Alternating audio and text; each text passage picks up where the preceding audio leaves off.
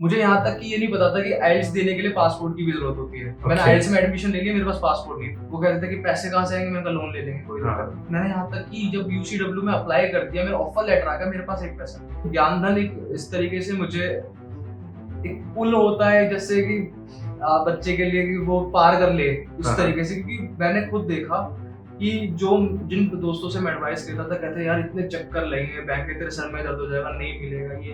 Hello everyone, this is Aman from Gyandhan. Today we are back with another video in which we are going to talk to a student who is planning to go abroad this year. Today in our office we have with us Ashish Sharma, who is planning to go for his MBA from University of Canada West. In today's video we are going to understand Ashish's background, why he took this decision of going for MBA, that too from Canada, and his motivation and dreams.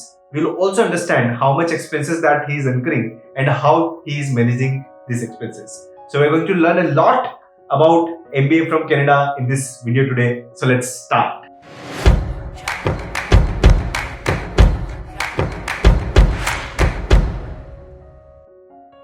Hello Ashish. First of all, welcome and thank you for giving us this time. I'm sure this story of yours that we're going to share with everyone is definitely going to help a lot many students in this year and in the coming year. So Ashish, first of all, we want to understand your background, where you are from, what course did you do initially, and all of that. Okay, so my name is Ashish Sharma and I'm a normal student. मैंने अपनी academics कलानिकेतन international school से पूरी करी है। Ghazipur village यहाँ पे east Delhi में है। अच्छा, मेरा स्कूल था। मैंने यहाँ से 12th की है। And I will not say that मैं फ्लाइंग कलर्स के साथ पास हुआ, बट मैं एवरेज मार्क्स लेके मैं पास हुआ। आफ्टर दैट मैंने MDU university, that is Maharshi Dayanand university Rohtak, वहाँ से मैंने BBA की है। एंड आफ्टर दैट कुछ कोर्सेज के बाद मैंने सोचा कि अब अपने करियर को आगे बढ़ाया जाए, तो मैंने अपना MBA प्लान की। MBA फर्स्ट मैं यहीं पे प्लान कर रहा था, लेकिन उसके बाद मुझे किसी ने एडवाइस दी कि नहीं, आप MBA करनी है और आपको अच्छी जगह से करनी है तो आप अब्रॉड से कीजिए। First of all I choose UK। भैया बट समहाउ UK को मैंने कैंसिल कर दिया क्योंकि वहाँ पे मुझे सर्कमस्टांसेस अच्छे नहीं लगे कुछ ना कुछ। हालांकि वहाँ पे बहुत अच्छी कंट्री है, ऐसा नहीं है, बट UK में जैसे सबसे बड़ी चीज यहाँ पे एक छोटी सी कंट्री है वहाँ पे, और रिसेशन का टाइम भी वैसे वहाँ पे चल रहा है थोड़ा सा। लाइक स्टेबल कंट्री इस टाइम नहीं कह सकते UK को हम। वैसे बहुत अच्छी कंट्री है, तो इसलिए मैंने कनाडा चूज किया। Canada most of the Indians choose करते हैं और बहुत सारे इंडियन कम्युनिटी वहाँ पे बहुत अच्छे तरीके से है, तो मैं वहाँ कनाडा चूज किया। एंड उसके बाद मुझे सबसे पहले मैंने प्लान बनाया कि मुझे करना क्या होता है।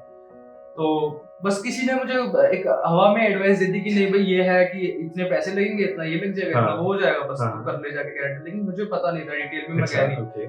मुझे यहाँ तक कि ये नहीं पता था कि आइल्स देने के लिए पासपोर्ट की भी जरूरत होती है। मैंने आइल्स में एडमिशन ले लिया, मेरे पास पासपोर्ट नहीं था।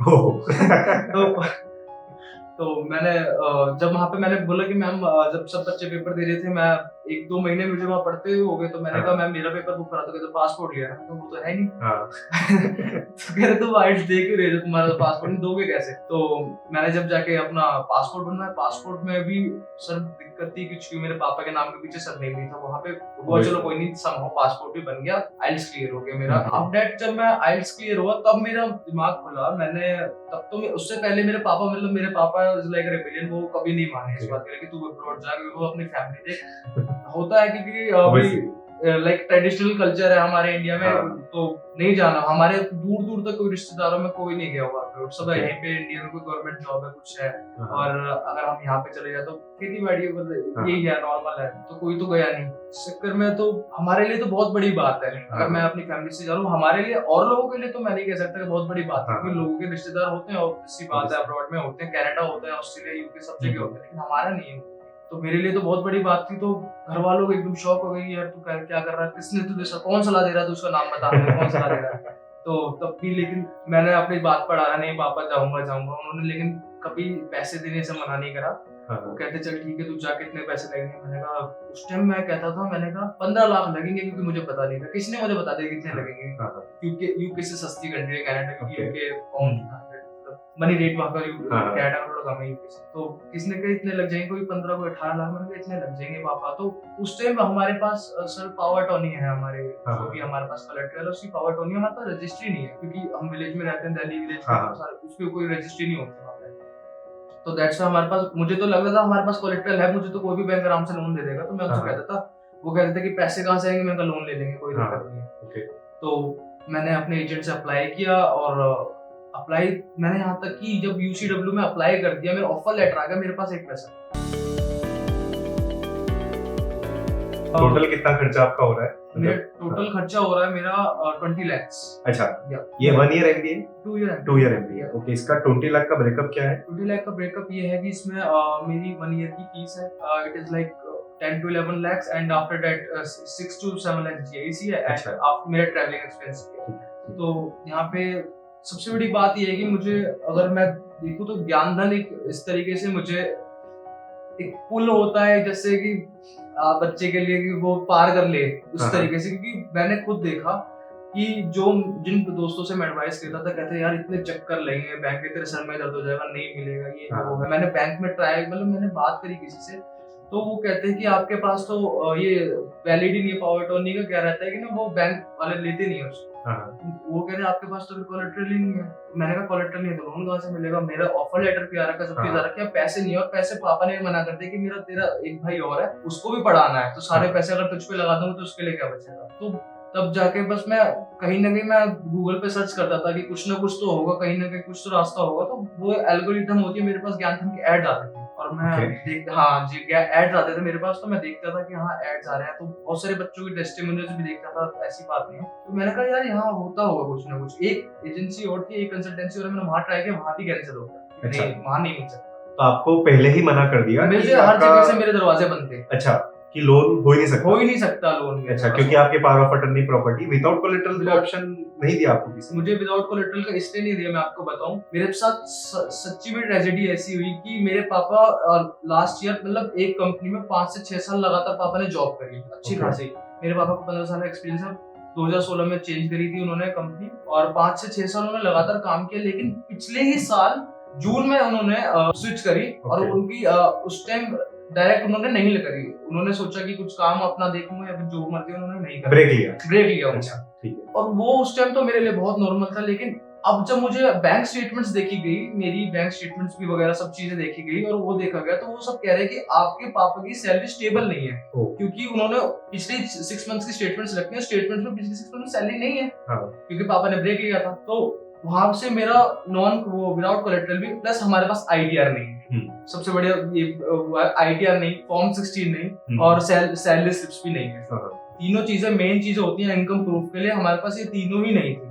सैलरी स्लिप्स, ITR और फॉर्म 16, ये तीनों चीजें नहीं थी। ज्ञानधन का मैं इसलिए थैंक यू करता हूँ, ये तीनों के बावजूद मेरे पापा का एक सैलरी सर्टिफिकेट तो हर कंपनी देती है, एक ऑफर लेटर, एक सैलरी सर्टिफिकेट तो हर कंपनी देती है, बस मेरे पास वो था, उसके बेस पर मुझे लोन दिया। वैसे यूजुअली ये चीजें चाहिए होती है, but obviously we look at आपकी प्रोफाइल क्या है, और सिचुएशन को समझते हैं। समझने के बाद हम लोग, जो हमारे बैंकिंग पार्टनर हैं, हम उनसे बात करते हैं, हम बताते हैं कि इस स्टूडेंट को क्यों लोन मिलना चाहिए। इनफैक्ट जो ज्ञानधन के थ्रू बच्चे लोन लेते हैं, उनके अप्रूवल चांसेस हाई, जैसे आपके साथ हुआ, ऐसे हजारों बच्चे हैं जिनका लोन, वो कभी बैंक गए, कहीं किसी लेंडर के पास गए, किसी और एजेंसी एजेंट के थ्रू अप्लाई किया और उनको डे वन ही मना कर दिया, एंड उसके बाद उन्होंने वहीं पे उम्मीद छोड़ दी कि मुझे पढ़ने अब कैसे जाऊं, मुझे तो मना कर दिया। तो आई रिकमेंड एवरीवन, अगर कहीं से आपको प्रॉब्लम आ रही है लोन की, या आपको लग रहा है कि आपका लोन पास नहीं हो रहा है, तो you can contact Gyandhan, because हमारा तो काम ही यही है। हम लोग एम करना चाहते हैं कि जो स्टूडेंट अब्रॉड जा रहा है उसके लिए लोन प्रोसेस इतना सिंपल कर दे कि फाइनेंसेस उसके लिए जितना इजी हो पाए, बेटर एक्सपीरियंस हो पाए, और एट लास्ट हर्डल ना बने। वो बच्चे की जो ड्रीम है, जैसे आपकी जो ड्रीम है कि आपको MBA करने जाना था, आप अपने घर परिवार सबसे लड़के जा रहे हैं। अमेजिंग स्टोरी आशीष। तो और कहीं से भी अप्लाई किया, मतलब एज इन एक ही यूनिवर्सिटी ऑफ कनाडा वेस्ट, या बाकी यूनिवर्सिटीज में भी कहीं अप्लाई किया था? मैंने दो जगह अप्लाई किया था, university of Canada west and Cape Breton university. But Cape Breton university का क्या था, जब मैंने अप्लाई किया तो वो थोड़ा लेट हो गया था, क्योंकि सीट्स मई के लिए फुल हो गई, जो मई टेक होता है। अच्छा, तो सितंबर के लिए तो मुझे दे रहे हैं, लेकिन तो आपने अप्लाई कब किया? मैंने अप्लाई किया था सर, मैं बताता हूँ, मुझे सर कुछ नहीं पता। मैंने जनवरी की मई के लिए मेन टेक के लिए अप्लाई करा। सबसे बड़ी वजह कि लेट मैं अप्लाई कर रहा। अच्छा, जनवरी में अप्लाई कर रहे थे मेन के लिए? वो तो काफी लेट, बहुत लेट हो गया सर। लोग बच्चे नवंबर सितंबर में पहले से start करते हैं। तो आप क्या रिकमेंडेशन देंगे बच्चे को मैं कि बच्चों को रिकमेंडेशन ये दूंगा कि सबसे पहली बात तो अगर हम अब्रॉड के लिए प्लान करते हैं, कुछ सब चीजें आसान होती है, सब चीजें यहाँ के आप आइल्स भी दे लोगे, अगर आप एजुकेशन आप सही टाइम से ले रहे हो, आप रेगुलर पढ़ाई करते हो तो आप आइल्स भी दे दोगे, आपकी सब चीजें आसान है, कंसल्टेंट आपका ऑफर लेटर भी मंगा सकते हैं, आपका वीजा भी आ जाएगा। लेकिन जो सबसे सरदर्दी का काम रहता है वो है फंड्स जमा करना। आपके पास फंड्स कहाँ से आएंगे, आपके पास पूरे हैं नहीं है, और अगर आपको लोन लेना तो कहाँ से लेना है, क्योंकि इतने सारे बैंक्स हैं, गवर्नमेंट बैंक है, प्राइवेट बैंक है, प्लस एनबीएफसी है, उनके पास जो उनका पेपर वर्क ही सर इतना होता है कि पूछो मत। लेकिन सबसे, और आपके पास कितना पैसे हैं, और आप पहले आप अपने आप को समझो ना, आपके पास है पूरा फाइनेंस मैनेजमेंट आपको करना है, फाइनेंस मैनेजमेंट आपको करना है। और अगर आप फाइनेंस मैनेजमेंट करने में भी नहीं कर सकते, आप कि अब मेरे सर में दर्द हो रहा है मैं नहीं कर सकता, तो सिंपल सी बात, आप ज्ञानधन को कांटेक्ट करो। वैसे मैं रिकमेंडेशन आपसे एडमिशन रिलेटेड मांग रहा हूँ कि जो प्रोसेस है, जैसे बच्चे बाहर जाना चाह रहे हैं उनको आप क्या रिकमेंडेशन देंगे एडमिशन पर्सपेक्टिव से? तो जो बच्चा भी वहां जाना चाह रहा है ना, एडमिशन लेना चाह रहा है, तो प्लस सबसे बड़ी बात है कि अपने एकेडमिक से रखे, अपने बैक ना आने दे अपने किसी भी सब्जेक्ट में। प्लस ये चीज है कि अपना एक अकाउंट की अगर मैं बात करूँ तो अपना सिबिल स्कोर भी बहुत अच्छा रखे। कभी किसी के साथ कोई ऐसी वो ना हो कि अकाउंट में, क्योंकि सबसे मेन चीज सिबिल स्कोर ही पूछी जाती है कि आपका सिबिल स्कोर किस हिसाब से, उसी हिसाब से आपको लोन मिलेगा, अदरवाइज नहीं मिलेगा। ये चीज है, एक तो ये हो गई। दूसरी एक लास्ट चीज मैं और बताना चाहूंगा जो कि मेन है बहुत ज्यादा, अपना जो यहाँ पे हम एज अ दिल्ली देखते हैं कि हम ना बहुत बेफिक्र टाइप के होते हैं कि यहाँ चले गए वहां चले गए, कोई अपना किसी रिकॉर्ड में, गंदे रिकॉर्ड में नाम नहीं आना चाहिए, क्योंकि ये चीज बहुत काउंट होती है। ये चीज बहुत ज्यादा काउंट होगी, और अगर आप वहां पहुंच भी गए तो ये आपकी, अगर आप परमानेंट रेजिडेंसी लेने जाओगे ना तब भी आपकी वो लगती है, आपका जो बैकग्राउंड होना चाहिए फ्रॉम द लीगल पर्सपेक्टिव वो बिल्कुल क्लियर होना चाहिए, बिल्कुल क्लियर होना चाहिए यहाँ से। क्योंकि बेफिक्र होना अच्छी बात है, लेकिन केयरफ्री होना अच्छी बात है, लेकिन केयरलेस होना अच्छी बात नहीं है। Right, which is true in general as well obviously. IELTS की प्रिपेयर कितने दिनों में किया आइल्स की प्रिपरेशन? सर आइल्स की प्रिपरेशन ऐसा था कि 2 महीने, मैंने आपको बताया कि मेरे पास पासपोर्ट ही नहीं था, 2 महीने तो मैंने ऐसे ही पढ़ाई की, और पासपोर्ट नहीं था तो पासपोर्ट में 1 महीना, तो फिर तो आप जनवरी में अप्लाई किया, तो आप नवंबर से ही? सर मैं अगस्त से कर रहे थे। अच्छा, और कितना स्कोर किया आपने फाइनली? मैं एक बार आ गया था। अच्छा, एक बार नहीं हुआ, दूसरी बार में आपका दूसरी बार 6.5, तो जो कि बॉर्डर लाइन जो चाहिए मिनिमम वो आपका हो गया दूसरी बार में।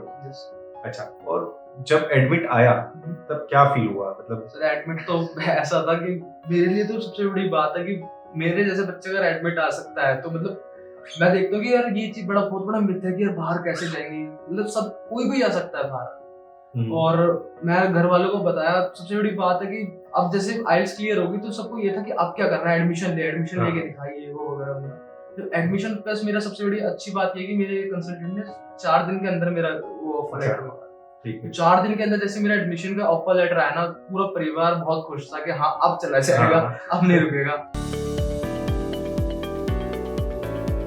तो एक्साइटेड हो, नर्वस हो? एक्साइटेड, नर्वस, नॉट नर्वस, डर नहीं लग रहा ऐसे देश छोड़ के जाना, परिवार छोड़ के जाना? सर परिवार छोड़ के जाने का, क्योंकि सर मेरा कल्चर यहाँ पे सबको अपना, India is a diverse country and सबके अपने अपने अलग कल्चर रहते हैं। पंजाबी के अलग कल्चर रहते हैं, साउथर्न के अलग कल्चर रहते हैं, जो साउथ के हैं, तो मेरा भी अपना अलग कल्चर है यहाँ पे। तो मैं इनको छोड़ के जाऊंगा, मेरा कल्चर यहीं का रह जाएगा, क्योंकि वहाँ पे इंडियन कम्युनिटी है, पर इंडियन कम्युनिटी में अलग अलग कल्चर्स है। और अगर मैं इंडियंस, लेकिन अगर मैं अपनी सोच ही इस तरीके से कर लूँ मुझे इंडियन का इंडियन ही मिलना है, तो फिर फायदा नहीं ना। फिर तो इंटरनेशनल एक्सपोजर का मीनिंग क्या हुआ? अगर आप बाहर जाते हैं तो आपको हर कंट्री के लोग से फ्रेंडशिप करनी चाहिए। यस सर, ताकि you are exposed, different opportunities आपको मिलेगी, डिफरेंट कल्चर्स के बारे में पता पड़ेगा। तो सर कुछ पाना कुछ खोना पड़ेगा।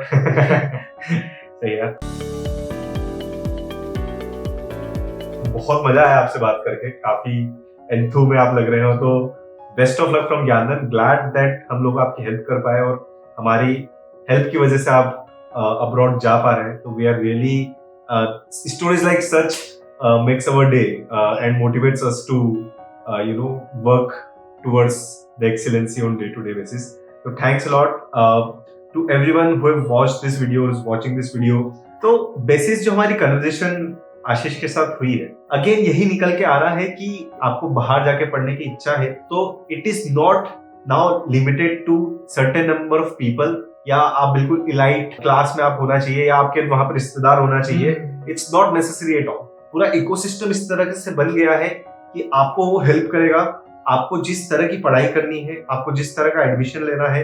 बट सोच समझ के लीजिए। ये नहीं कि बस आपको जाना है, कनाडा जाना है तो आपने बस एडमिशन ले लिया। सोच के कि क्यों जाना है, क्या कोर्स करना है, उससे क्या फायदा होगा, ये सारी कैलकुलेशन। एक दूसरी चीज जो मुझे बहुत अच्छी लगी जो आपने बोली, इसकी फाइनेंस मैनेजमेंट। तो आप आईएलटीएस के एग्जाम में दे दोगे, बाकी सब क्या है कि ये करोगे, ये हो जाएगा। आप पढ़ाई करोगे 2 महीने, आईएलटीएस हो जाएगा। आप अप्लाई करोगे, एसओपी अच्छे से लिखोगे, 10 जगह अप्लाई करोगे, एडमिशन भी हो जाएगा। बट हार्ड ट्रूथ इज पैसा आपको चाहिएगा at the end of the day. और ये जो फाइनेंस मैनेजमेंट है, ये आपको डे 1 से करना पड़ेगा। नॉट लाइक कि आप चले गए, एडमिशन आ गया, वीजा इंटरव्यू आ गया, उसके बाद उस समय आप ले रहे हो। क्योंकि ऐसे में काफी बच्चे देखता हूँ आशीष, जो लास्ट मोमेंट पे ये सब चीजें करते हैं और उलझे जाते हैं क्योंकि लोन नहीं हो पाया। जैसे आपने देखा कि आपको लगा था अरे मेरे पास तो कोलैटरल है और मेरा तो लोन हो जाएगा, फिर आपको पता चला कि आपका तो कोलैटरल वैलिड ही नहीं है, राइट। उसके बाद आप इतनी जगह बैंक्स में गए, वो तो आपका जज्बा और आपका एंथू इतना ज्यादा था कि आप उसके बाद भी सर्च कर रहे थे कि नहीं चलो कोई बात नहीं, प्रॉपर्टी नहीं है, आईटीआर नहीं है, ये नहीं है, वो नहीं है, फिर भी कहीं कुछ तो रास्ता होगा। And that's why you got in touch with us, right. तो हर्डल्स आती है, बट इस हर्डल्स को आप ना भी आज दे सकते हैं अगर आप पहले से इस डायरेक्शन में इसको मैनेज करके चलेंगे। बाकी तो that's all. Thanks a lot. I hope this was helpful. We'll get back to you with another video in coming days. Thank you. Bye bye.